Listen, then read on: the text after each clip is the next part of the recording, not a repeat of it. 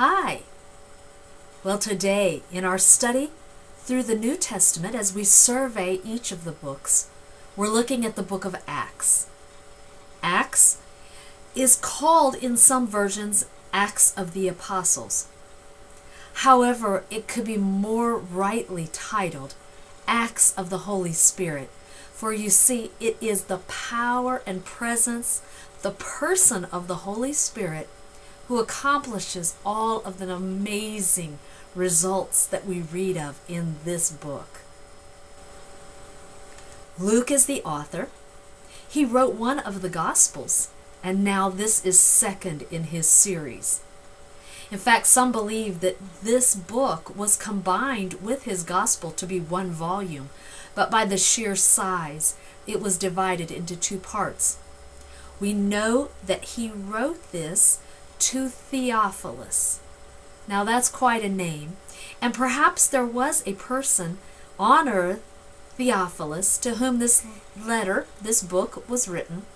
However, all of us can identify as Theophilus, for if we break down this word, Theo, which is a Greek word which means God, Philos is from the root word phileo, love, and so we would see that Theophilus is simply interpreted God lover. I don't know about you, but I am a God lover. I am Theophilus. And so everything that is in this book is of complete interest to me.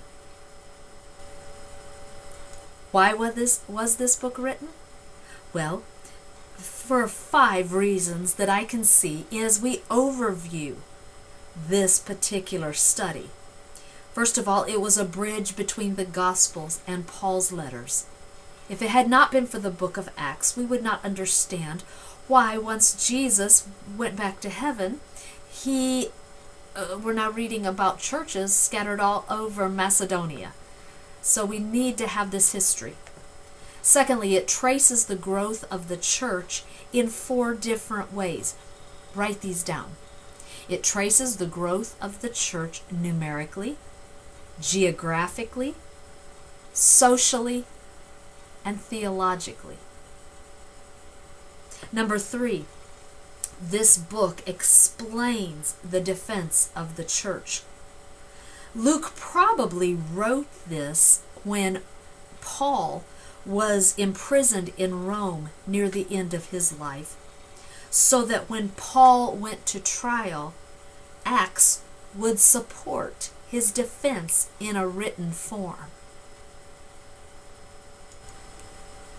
Number 4, it was written as a guide for our faith and our practice.